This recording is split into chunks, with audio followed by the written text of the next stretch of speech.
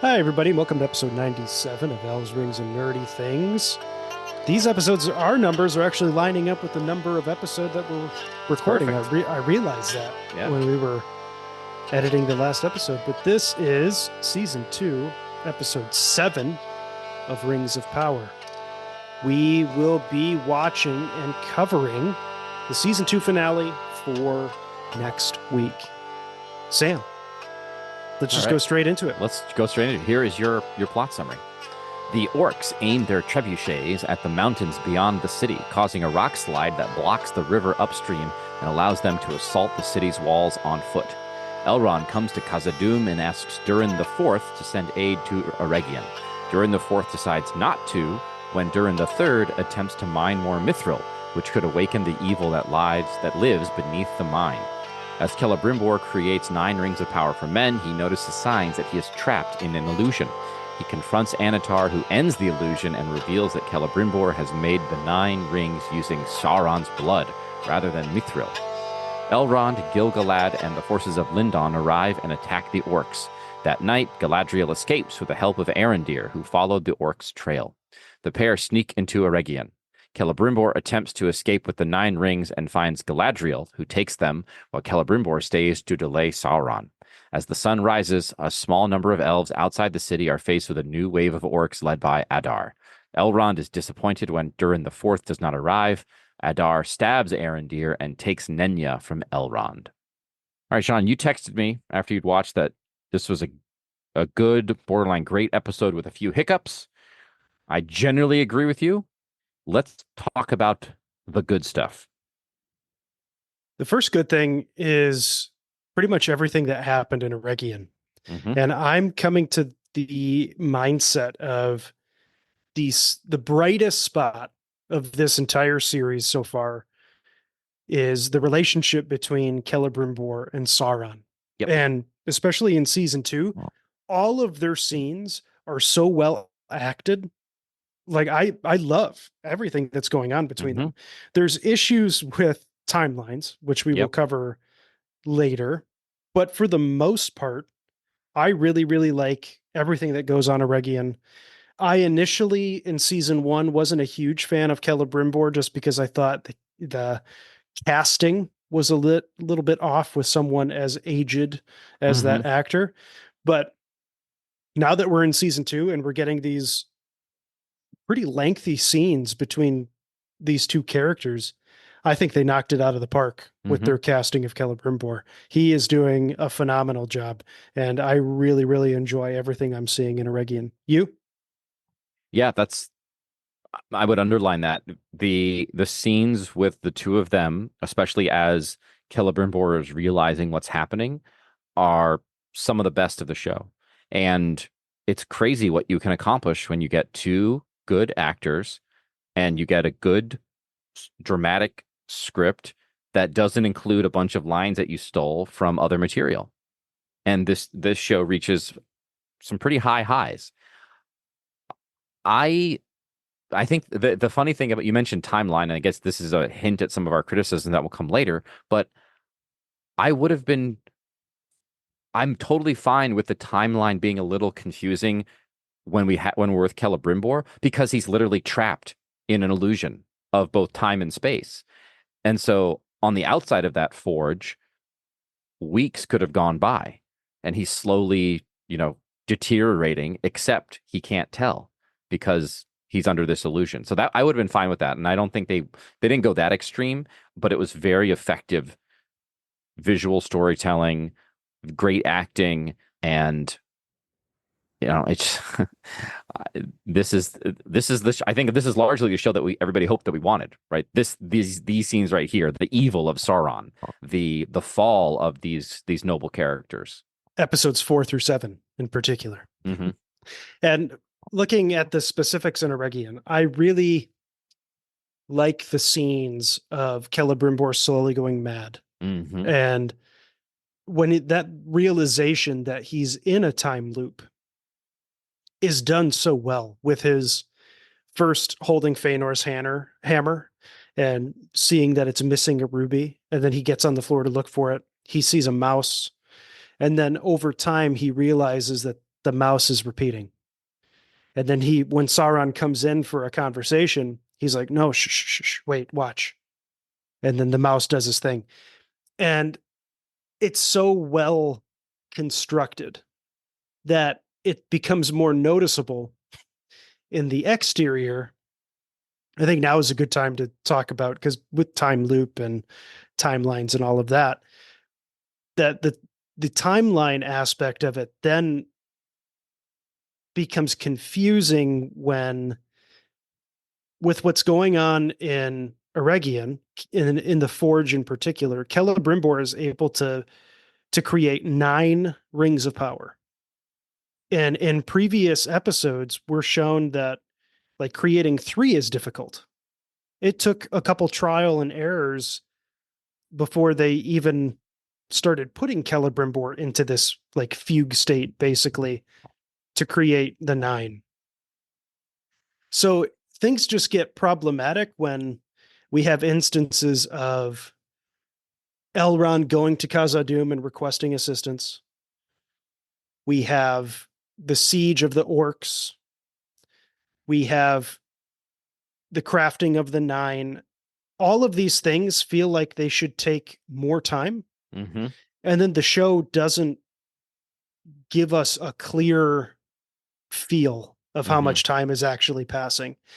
And there's instances of saying, like with Elrond going to Khazad-dûm, if he's able to travel all the way to Moria and then come back, you would assume that might take a fair amount of time.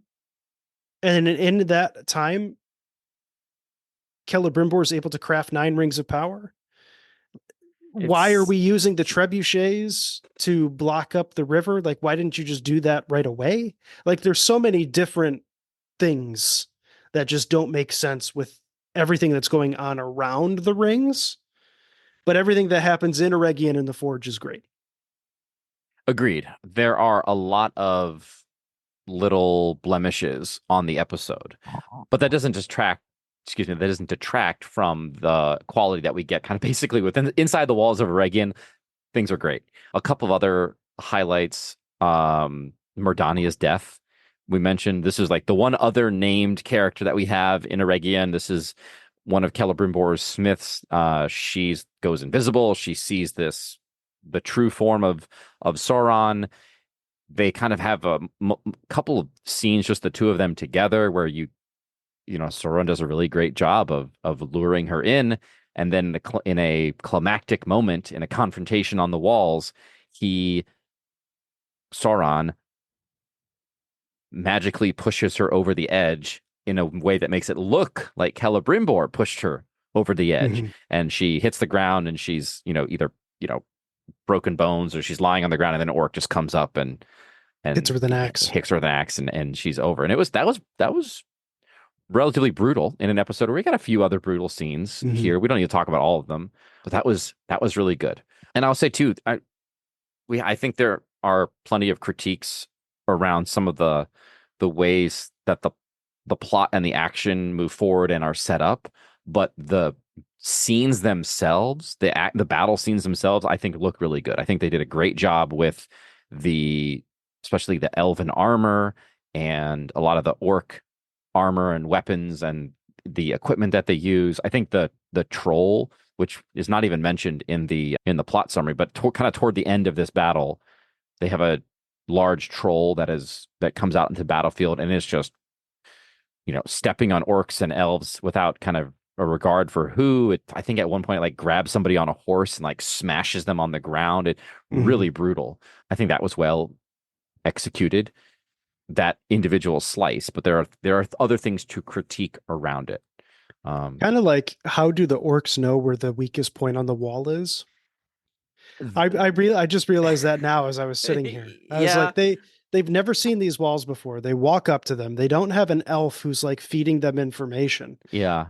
So they walk out to the exterior of these walls and they're like, right there. That's the weakest point. And there's with Helm's Deep, it's the weakest point because they explain that there's like a the little culvert. the grate for water to pass and through. They have Grima obviously explaining the layout to Saruman. Yeah.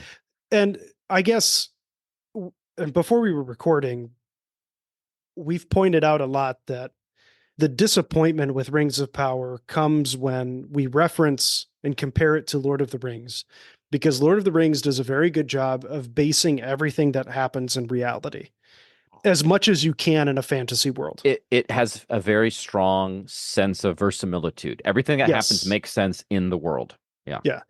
And there's too many instances in Rings of Power where an orc army walks up and they're just like, "Oh, yep, there's the weakest point. Yeah. Let's attack that."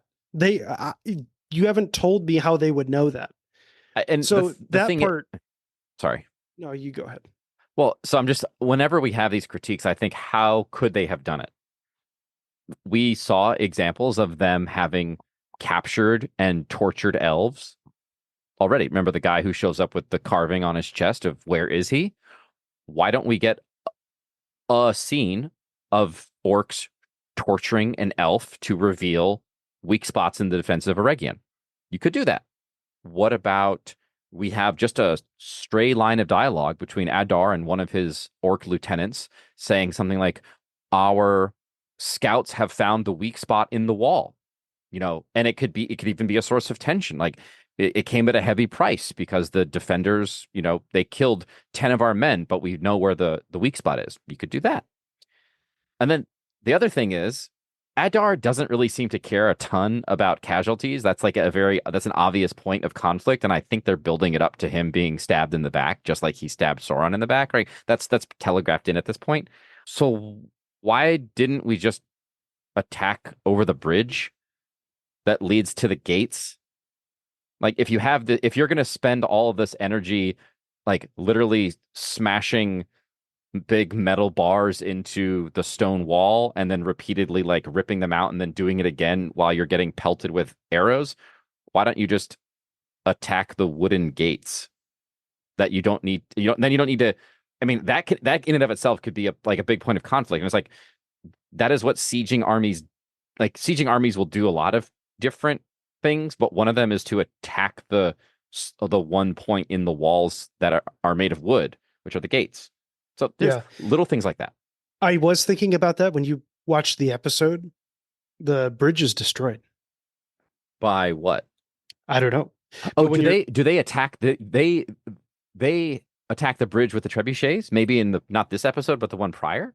yeah, I don't know how it happens, but there was a scene where during the ground assault, I looked over and focused on the bridge at one point, and the bridge at like the halfway point across was destroyed. Okay. So I don't know if it happened before, if it happened during, I'm not sure, but yeah.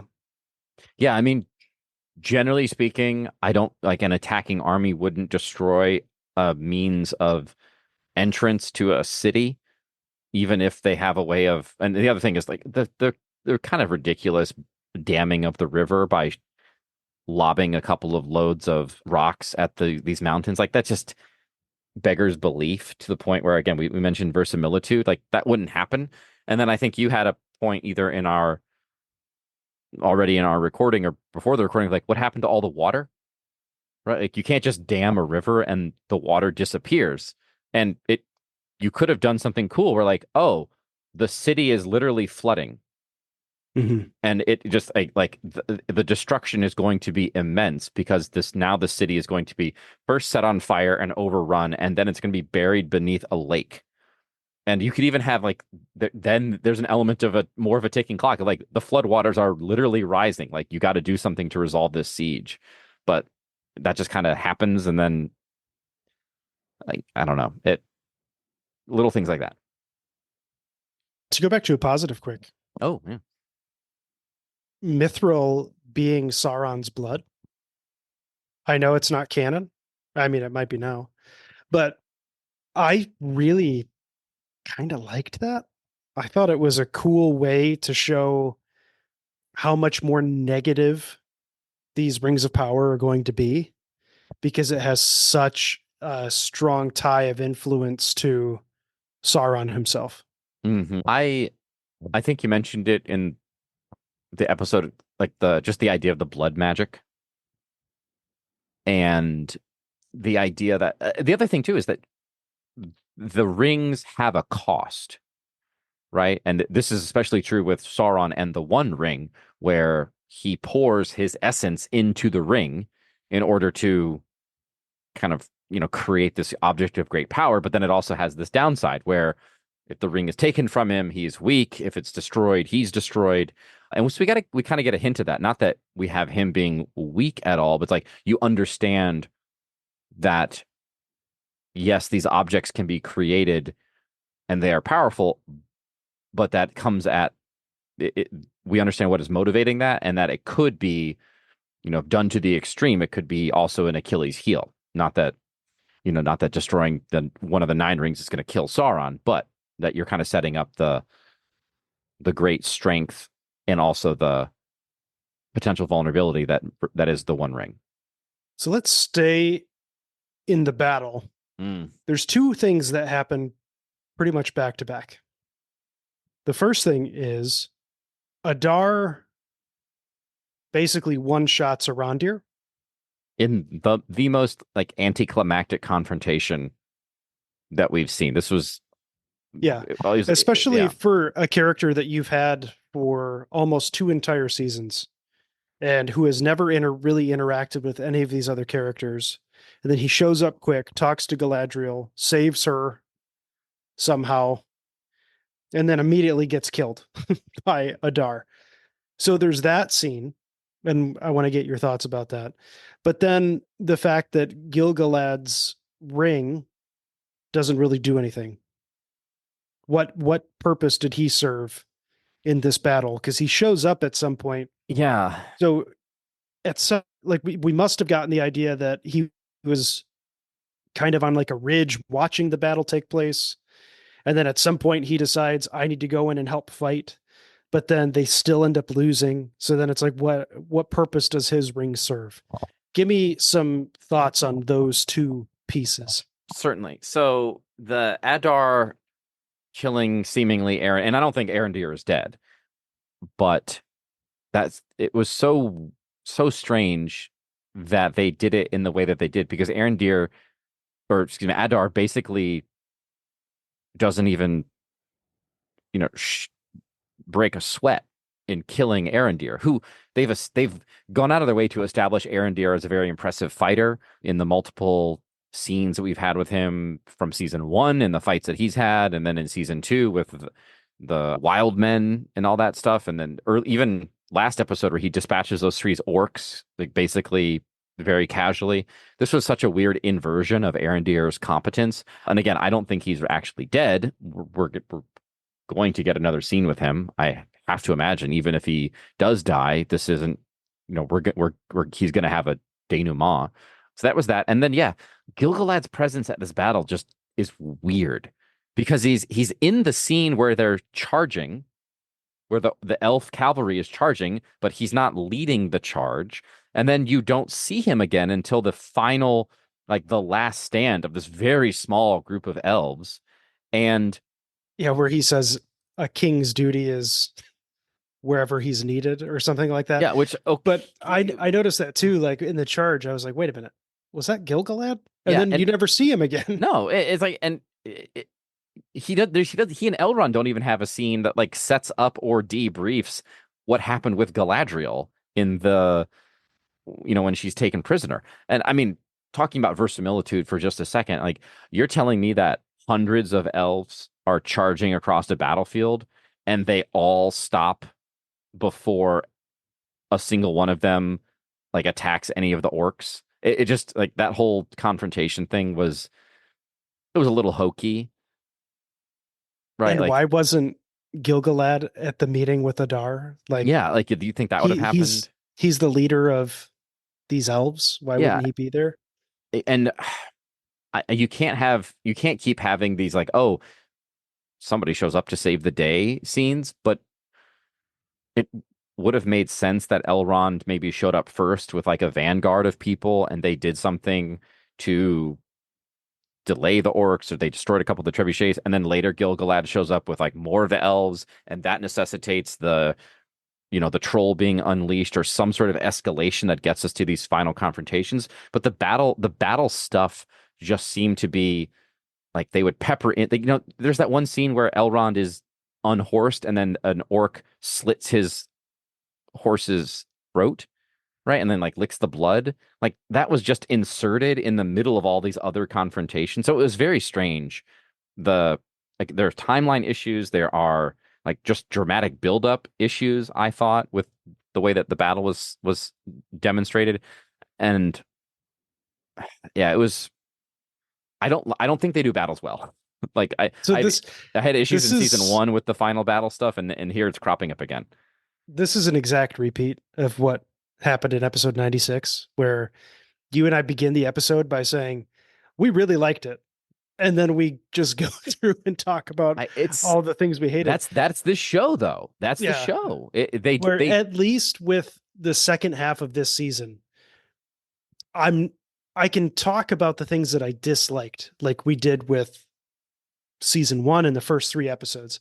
But I'm leaving these episodes 4 through 7. I'm at least leaving them with a positive impression. I wasn't leaving with a positive impression pretty much in every other episode of Rings of Power. So I think that's a huge step in the right direction for me. hmm And these things, I mean, hopefully they can fix, because they started to fix things with season 2, but I don't know. I don't know. that's like the least that was like the least hopeful you've been. I mean, generally I agree. I think I'm starting to put together my thoughts on this season as a whole. And obviously we have one more episode to go before it's wrapped up, but they are achieving a passing grade, I think. And that is especially true if you kind of forget that these are established characters in a like pre-existing IP. If this is just elf versus orc, like generic kind of fantasy world, this show is better. Some of the issues with the, verisimilitude and plotting, like those are going to happen, but I think about season 1 of The Witcher was good. Wasn't great, I don't think. Like there were still things that it didn't accomplish, and I think that's we're that's kind of where we're getting to right now. We're like season 1 of Rings of Power was not good. Bad. Season 2 is better, but there are still things in it that are not good. And Season 2 is good, not great. yeah, I think that's fine. Yeah. It's good. It's good. It's not great. There are things that they could not do that would really smooth out the bumps though. And so this is the big bad of this episode, which is the kiss between Elrond and Galadriel, which is that how do they describe it in the summary? They don't even They don't even say it. reference it. Yeah. So like there's a conversation between Elrond and Adar in which Elrond doesn't give any ground, and it's basically implied that Galadriel will be killed. And then he asks to say goodbye to her, and he kisses her fully, deeply on the lips. And in that moment, he also hands her like a cloak, like a brooch or a cloak pin, which she then later uses to Pick her locks. pick her locks on her manacles, which leads to her escape. So let's start off with the really awkward part of this, which is you did a little genealogy research, Sean, and what did you discover? So there's 3 things that are wrong with this scene. And when you and I were talking, I kind of phrased it to the writers, show me you don't know the lore of Tolkien without showing me.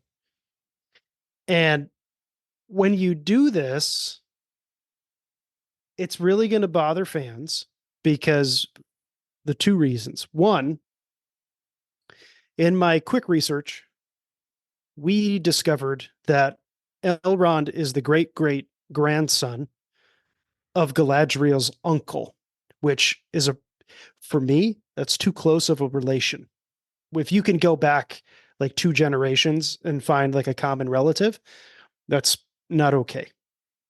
And then you brought up that Elrond eventually will have Galadriel as mother-in-law after wedding her daughter Celebrimbor.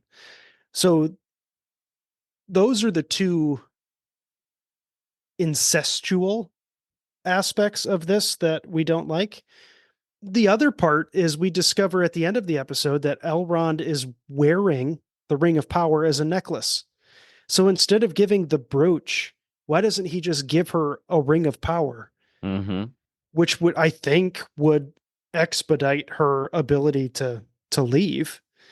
I mean, do you agree with Yeah, that? I completely agree. I was like, I thought he was going to give her the ring before they very obviously showed him grabbing his brooch off of his cloak. The other funny thing, I thought for a second that he like gave her the ring via the French kiss, like because they were like they were like sucking face. It was a significant exchange of saliva, and I was like, oh, he passed her the ring with his mouth, which is the type of thing that would happen in like a D&D movie or something like that. A D&D movie or like a spy spoof Yes, yes. No, that's the movie? thing. Yeah. But it's like, why are they doing? That's not what ultimately happened, but that is where my mind went because those are that's the level of execution that they have demonstrated in other things. Like obviously displaying a deep lack of understanding of the source material. And could we go on a slight detour? Can we go on my Celebrian detour? If you must. I don't. Well, I must. I must. I insist. Go for it. So yeah, they could have. This show could have been about Elrond and Celebrian, and I know I'm pronouncing that name wrong in some way or another, but I've said this before. You didn't need to have Galadriel as your main character, and you didn't need to have her as an action star. You could have had her daughter, Celebrian, whatever, be that action star. She has a romance. She could have a romance with Elrond. Galadriel and El could be dubious of Elrond. He's too young. He needs to prove himself. He's not a lord. He's just this, the herald of Gilgalad, whatever it is. So there's a little bit of tension there. They could grow closer in alignment because of their skeptical of Anatar or Sauron. Maybe there's, political conflict with them and Gilgalad and Círdan and Celebrimbor, but you've got this romance relationship with Celebrian and Elrond. And Celebrian could be doing all of the things that we see Galadriel doing in this season, and Elrond could be actually saving her. And this could be the thing that proves to Galadriel that he's worth her hand. There's a little bit of an echo of Arwen and Aragorn here, so it's not like it's completely foreign to the Lord of the Rings, especially the on-screen versions. Why didn't you do that? And then you could have a full-on romance that would be largely book accurate. We don't know a whole lot about Celebrian. Yeah, and just not cringy. Yeah, it wouldn't be cringy. And the other thing is, I mean, our objections been with the way that Galadriel is portrayed? I was re-listening to some of our previous episodes, and it's like she's a narcissist. She's not really good at what she does, but she's got a lot of confidence and a lot of pride. Those are things that would make more sense in a younger character. And I know that the elves are all supposed to be immortal and they're supposed to be more wise, but it's really hard to translate that in a way that makes sense dramatically.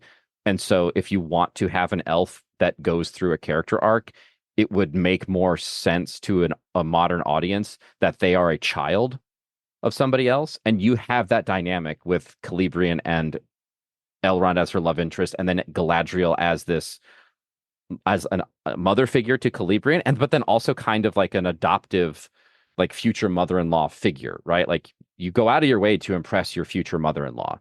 That could be what Elrond does over the course of these seasons. Anyway, that's my idea. I don't know why they didn't do it. They wanted to get the name recognition with Galadriel, but you could have easily had this with Celebrian. It would have been cool. Yeah. And I think this scene too, instead of having a kiss, and we were talking earlier, just have an embrace. I mean, you've Mm-hmm. already established that they have a deep friendship.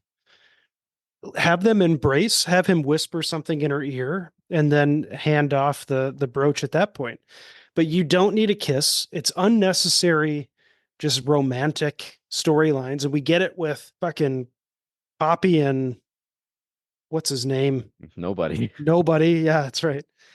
And I don't know, what bothers me is like I'm looking forward to the season finale, But now I just realized that we didn't get any of the hobbits or I stranger in know, this. I So know. it's Yeah, probably going to be hobbit stranger heavy, which is really going to piss me off. But yeah. so I think maybe we won't like episode 8 as much.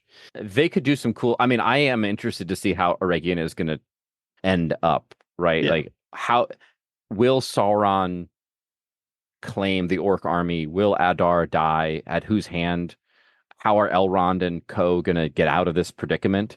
What's gonna happen with the dwarf? Like, are we gonna get bout? We if the season preview or the trailers are accurate to things that are depicted on screen, then we are gonna get a Balrog wrecking shit inside of Moria.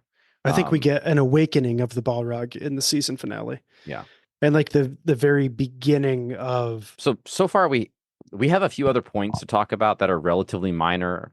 Can I maybe talk about them and then we can briefly discuss the stuff inside Khazad-dûm because it really was a very brief little yeah, bit. you I mean looking at these notes, you can just power through these, man. Okay. So there this goes on like them not doing the little things well. Like Arendir quote unquote rescues Galadriel because she is walking around the orc camp in disguise, i.e., she's got a cloak over her head or and a hood over her head. But then some orc grabs her and is like, "Nice hair" or something like that.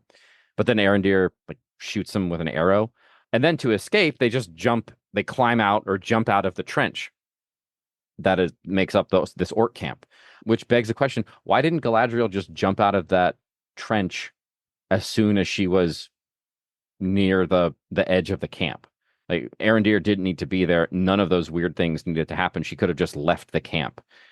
Because it makes too much sense. Yeah, thank you. Yes, that's right. That's right. Because when you produce your first draft, things like that happen. And then fine, and this is a relatively minor nitpick, but something I'm a little bit more aware of because I won't I will say I'm a nerd for some of this medieval arms and armor and how they are depicted on screen. I find those things to be interesting.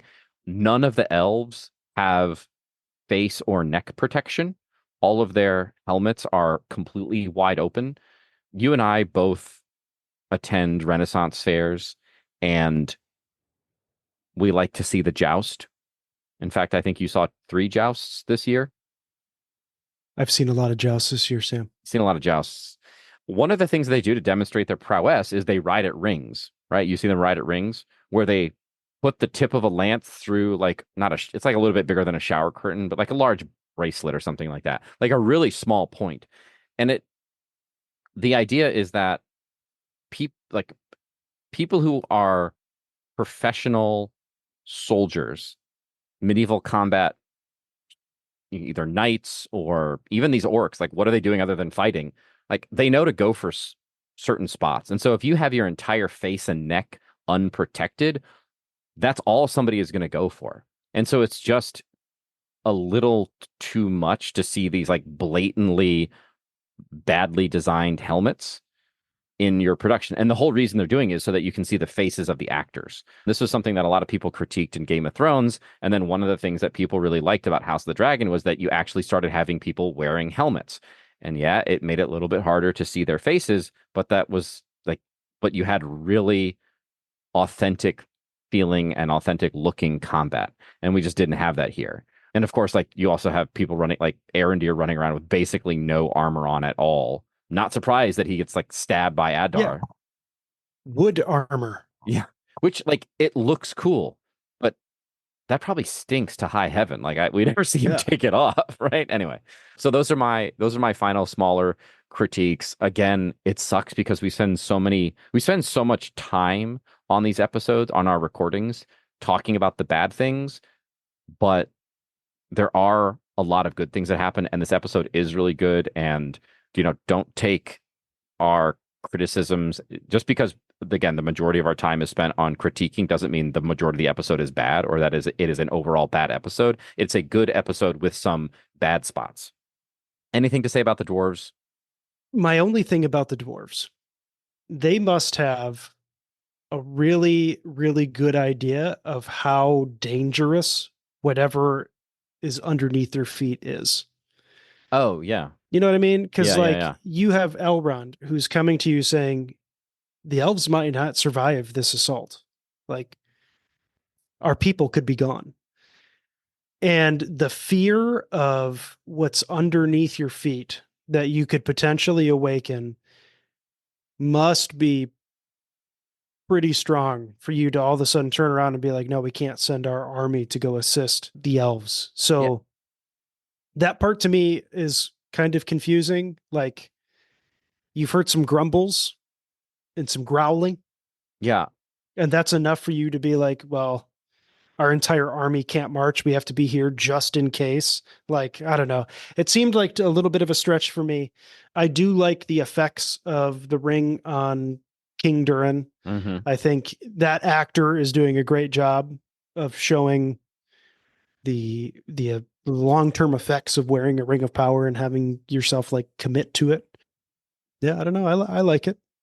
Yeah, I would agree with your critique about them acting like they know more or suspect more about what will eventually be the Balrog than they should at this point. It just hasn't been established well enough. And it also kind of makes me think that the people who write the plot summaries are involved in the production somehow, right? Durin the Fourth decides not to when Durin the Third attempts to mine more mithril, which could awaken the evil that lies beneath the mine. Like that is it is not established that there is an evil that lies beneath the mine. You have Disa who heard something at that subterranean lake. Yes. To my Yes. understanding, that's it. That's Yeah, all and the dwarves have figured out. yeah, and it's like, is it evil or is it just a big thing? Like, is it a big creature, right? Like, there's a they're kind of they are inferring where perhaps they should not be, and I I know they were kind of going for this like subversion of expectations type thing, especially when you had the one elf character who Elrond dispatched to lead the dwarves to attack, and then he shows up, which was really funny because we like see him in the distance on this ridge, and then in the very next scene he's like right in front of Elrond dying from all these arrows. And again, like how much time passed, like what else was happening while he was making his way from that ridge down to where Elrond was in the riverbed. But so I get that they wanted to do this dwarves being sidetracked or prevented from attacking. You also could have just left them out of this episode entirely, and it would have been fine because everything we could have just picked up in episode two. And actually, I kind of would have liked it if, or excuse me, in episode eight, I kind of would have liked it if episode seven and episode eight covered the same periods of time, but from different perspectives. Where episode seven was focusing on Eregion and the orcs and the elves, and then episode eight is focusing on just the dwarven side of things.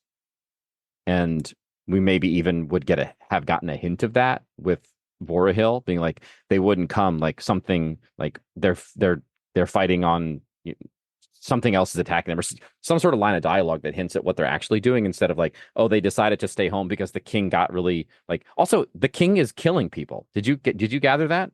Like the king is killing other dwarves. Yeah.